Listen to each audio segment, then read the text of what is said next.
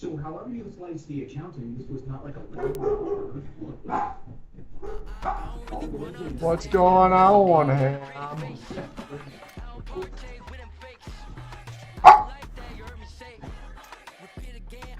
What boys? Stop right there. This was a national security function. Americans negotiated a misplaced independent fraction ban because we were it was the wall-to-wall coverage, congressional hearings, criminal subpoenas frames, all of it. But if politics was fairly something. Because it wasn't just but making a living that is now talking about protected subjects. Now what I'm talking about. These leaders simply nuclear weapons for it. So it's not just a Margaret for the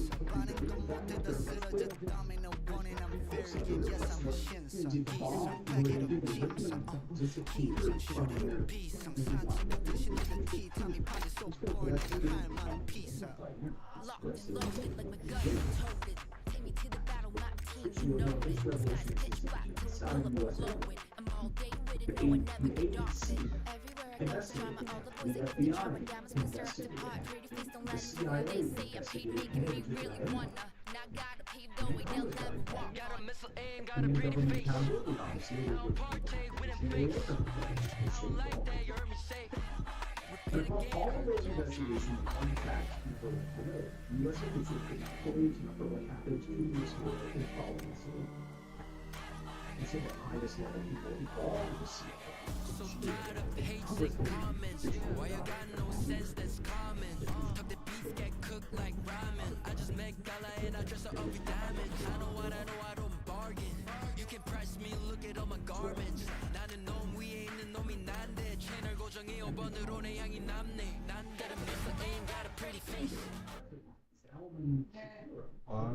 The Golden House was handing out obscure hot paper rolls for everyone stuck in the traffic. That's great. That has to be horrible to try and go down Grand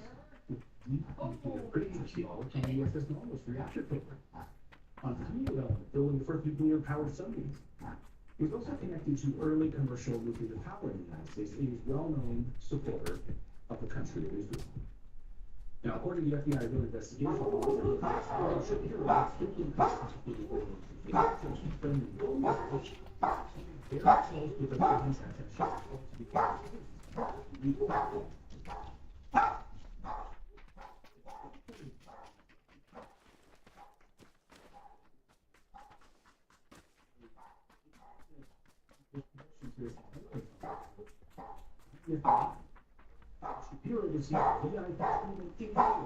Alright, Rocky. Good boy. And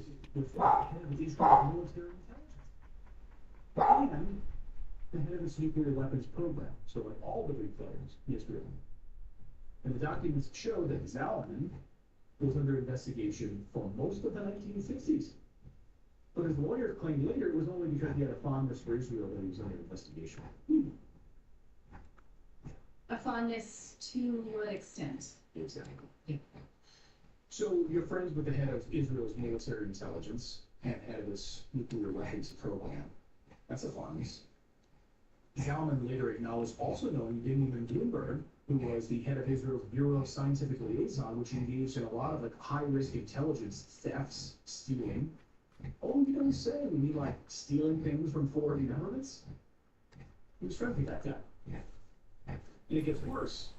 On one bizarre afternoon in 1968, Shapiro requested, and that link is important in the FBI documents, by the way, Shapiro requested and hosted 4 Israeli intelligence officers at the Apollo plant in Pennsylvania, one of which was the famous Mossad agent, Raphael Eitan, right there in the documents. That it mattered because Eitan later ran Jonathan Pollard's spying on the United States for Israel. Oh my God. You can't make this up. There he is, Eitan, a Mossad agent, is in charge of Jonathan Pollard.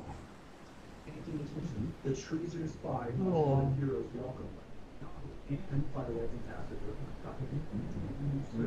Shapiro invited Eitan into his laboratory, according to the National Security Archives, Sunday the file. The visitors also included figures connected to the Israeli embassy. Mossad, covert operations, and Wacom, Israel's scientific intelligence apparatus. These were not innocent tourists wandering through a Pennsylvania fuel plant. So, under Zalman's leadership, humans started processing fuel at Apollo in 1959, but by the early 1960s, the U.S. government had already raised concerns about security at the plant. We thought it was too loose. They said this, remember, during the 1965 audit is when the missing 200 pounds was discovered, but according to the CIA's own documents, the Atomic Energy Agency, as far back as 1960 and 1961, were raising concerns about the lack of security at the plant. But the government really didn't do anything about it. And when they learned about this after a declassified White House memo, or the famous Pubg memo, prepared for President Carter in 1977. The AEC did not require annual physical inventories from licensees in the 1950s and 60s. And the new memo was particularly bad in this respect. The memo says no physical inventory in 57. Perfect window. Right around the time JFK was being set. And which, if you don't mind, I'm going to insert this little bit because JFK was constantly looking for nuclear inspection. They told him that Timona was a textile factory, and he famously said, and I'm gonna curse, so cover the kids' ears. He famously said, "These fuckers always like me." Because that was an American movement. Yeah. And also, of course, President Eisenhower warned JFK about their nuclear ambitions and nuclear program before he came to office. And by the way, when PMT Eisenhower made his famous "Beware the military industrial complex" speech on his way out of office, he already knew what was going to happen. So he already knew that the Israelis were fully invested in this nuclear program. So when Newman was finally forced to do an audit in 1965, it was revealed that nearly 400 pounds of uranium is missing. That same memo also says the FBI's first investigation beginning in 1965 focused on Shapiro's relationship with the Israeli government and found that he had frequent contacts with Israeli officials, especially that science attaché believed to be an intelligence officer. It even says that CIA Director Richard Helms pushed J. Edgar Hoover to take additional steps, including surveillance. And guess what? Hoover refused. It's in the FBI documents. Quote, Hoover refused. What the fuck? So let that sink in. The federal government knew there was a huge nuclear discrepancy. They knew the plant chief had an unusual ties to Israeli officials. They knew the Israelis around this case were just random visitors taking a tour of a small PA town. And still, this thing never got blown open in public the way you expect. Okay, But can you see another connection? Hoover, the same person who was known to have drag sex parties with Roy Cohn, who was an advisor to Donald Smith. That's the connection you're making here? Yeah. Okay, I just want to make sure, who also was a lawyer to McCarthy? Got it? Okay. Same guy. Okay. So, interestingly, the CIA took this seriously. Very seriously. The CIA did. They tracked down this man. And according to former NRC officials Victor Lewinsky and Roger Mattson, CIA Deputy Director Carl Duckett, there he is, briefed NRC officials in February 1976 and said the CIA believed the missing, highly enriched uranium ended up in Israel. They also believe the top U.S. officials considered the CIA's case was strong, possibly even conclusive. In other words, case closed. In the same article, in the Bulletin of Atomic Sciences, they say that Ford and Carter teams both had to grapple with the political and different implications that the public have learned that nuclear bombs was very much stolen by the Israelis. Think about how insane that is. They were worried about the appearance of hurting the feelings of the Israelis. You stole from us and we're worried about what people might think of you. It's also egregious. The United States government owned intelligence apparatus was reportedly telling senior officials that missing weapons-grade uranium from Apollo may have ended up in Israeli bombs. It was like not a minor bureaucratic disagreement. This is an act of nuclear theft from an ally on American soil, but it gets worse. Because Felicity and Matson also wrote that later documents pointed to a 1968 CIA environmental sample taken in Israel that allegedly showed highly enriched uranium with an enrichment signature that pointed back to Portsmouth, Ohio. Why Portsmouth, Ohio? What does that have to do with Apollo, Pennsylvania? Because that's where Union got its uranium stocked for Stigler's work. Of course, that claim has long been wrapped up with secrecy and redactions. Of course, much of the truth is still classified. Perhaps maybe President Trump and Tulsi Gabbard will finally release these documents proving this connection. And so we're left with what the government is still hiding. They did not reach one conclusion on this. One side of the record, of course, says there's no evidence of a theft.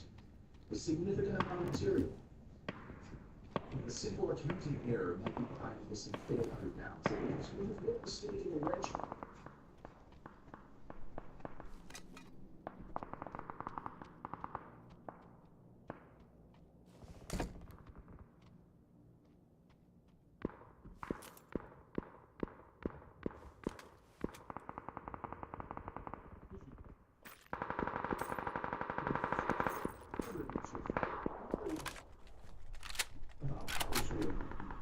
If they got this story out there. What was that meeting? And I told you right at the very beginning, was a meeting that happened in March of 1976, and was then covered up afterwards. So at least the story is much towards the cover up, because something big happened. The record is this: there were massive nuclear discrepancies, serious intelligence breaches, extraordinary Israeli access. Mossad invited to Pennsylvania, requested to come to Pennsylvania. Then years of secrecy. So J. Edgar Hoover learned about this from the CIA, did nothing about it. No surveillance, nothing. That is a scandal of the highest order. It's also really a story about how Washington handled all of it, don't you agree? And following the assassination of JFK, clear intelligence ties to murder and a massive cover-up, swept under the rug. I just think about this for a minute, and I can't help but think about this as I've been writing the story. If this had been the Soviet Union, or China, or Iran, or literally any other official enemy of the United States, this would be taught in schools as one of the great spy stories of the Cold War. John Le Carré probably write a spy novel. How Russians snuck into Pennsylvania to steal our nuclear materials with atom bombs, threatening us. And that didn't happen, of course, but because it counts towards Israel, the case was hidden and covered up. We later learned that even the GAO said it had been denied necessary access to the CIA and FBI documents, making it impossible to check everything that was already being told. Like, hey guys, I'm going to see the documents working in this investigation. Oh no, we can't see them. Yeah, if you want, babe, go for it. I am. So when Israeli apologists were saying, well, the honest answer is, also that gun was still be buried in the classified files. But it was because the GAO asked for those files, and they were to protect Israel's securities.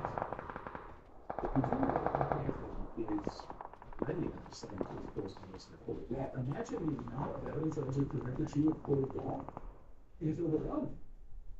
People have been locked up for life with far less evidence than this. So we know the material gap was real.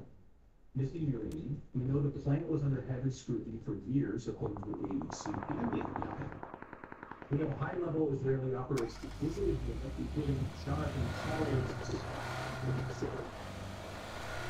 We have the CIA deep Israel documents and trace signatures in Israel that link them to the fact.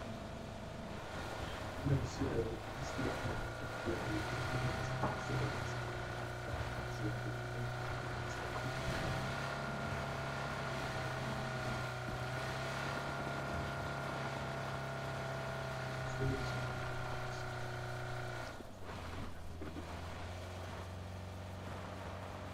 It's fine. We kill our sailors. We park our ships. We're fine. We don't hurt your feelings. We don't hurt facts are. I will very well.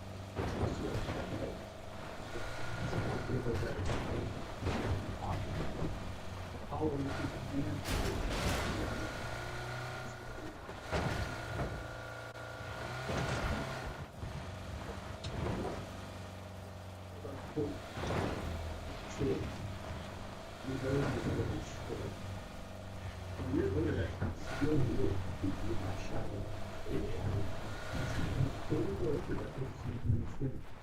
contains tiny fractions of contaminated wasted soil. Stay away from this contaminations and don't let your kids play with it. The NRC says the site was used for strategic from the Apollo fuel facility, radioactive, non-radioactive material put in those trenches. The U.S. Army Corps of Engineers has now been working for years to try to clean it up. So Israel didn't have to contaminate their soil. We did it for them. They got a nuclear program. We won't hurt their feelings. So that is the story of Apollo, a small Pennsylvania town, missing uranium, Israeli intelligence hanging out decades of cover-up over this entire thing, denials, redactions, and history was still a huge stain on the American nuclear state. That's the way to right now. Now think about this. Can you pull up the tweet I just sent you and put it on the screen? Now think about this. The neocon line is that we cannot trust Iran because they lied about the nuclear program, which is not true. Because they recovered every year when they needed close to Iran and said every gram of uranium for their satellite. Iran has nuclear inspections for decades, and yet this is the line. Take that screen that we can use this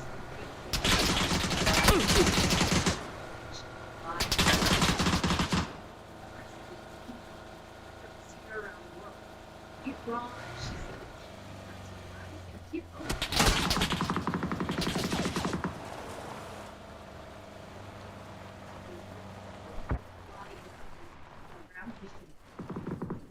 program never been subject to any inspection since JFK died after nothing for it.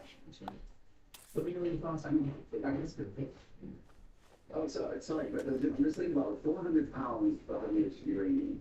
That roughly, like at the time, so it was probably about 4 Hiroshima bombs, or like the modern nuclear, they use much less. And you know, the destructive power of accidentally losing like an entire neighborhood. Like what happened to our other fleets? You can't see the funding. That is insane. Enriched uranium just to go listen, people go, they found out about this. It's audit. And then you have still in 1968 flying in Israel Mossad and spying in officials 20 years later. But after we knew that Israel had already done it, it's like a child that was the machine, which now orders every time they get to Israel, they keep that back to it. Right. So I don't think you go back to that same business change, they keep it out for the first week. Yeah. Over the time I was in long, I did just something place that I got almost a good budget. Yeah. So I was actually stopped and I didn't. I did it.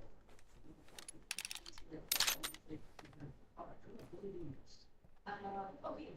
We're going to talk about aluminum and soil.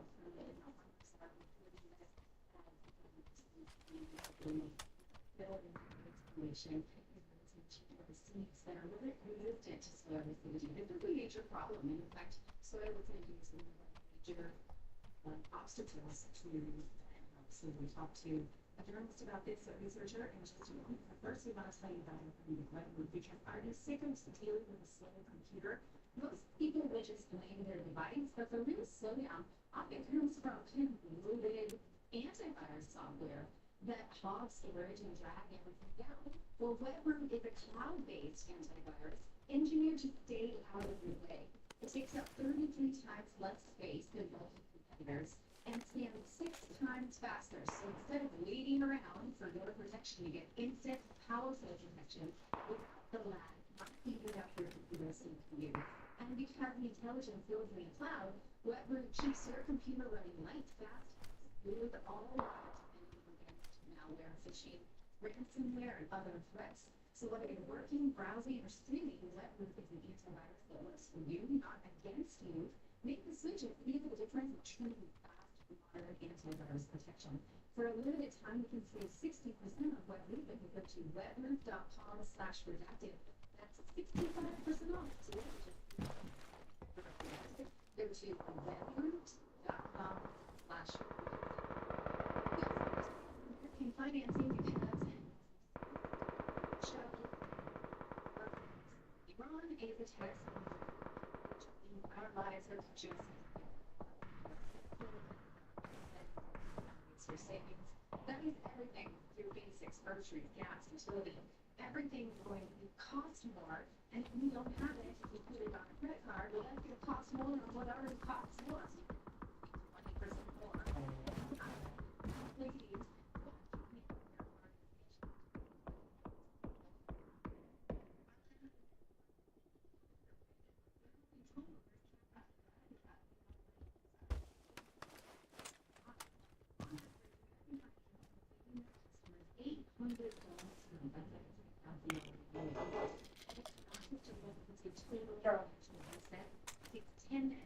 Riley, get off.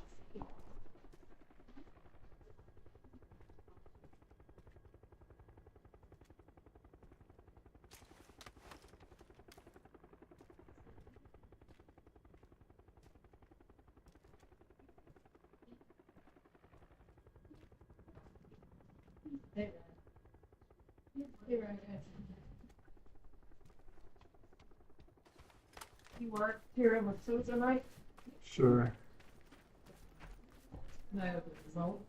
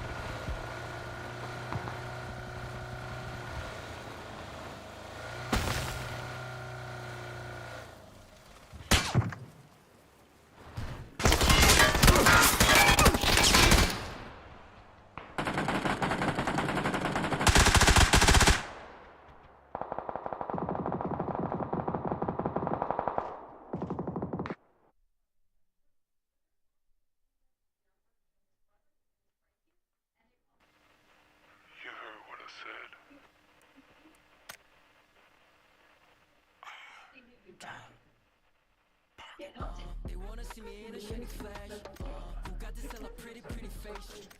Got us something dope, where'd you mad? I don't really wanna understand. Got a missile aim, got a pretty face.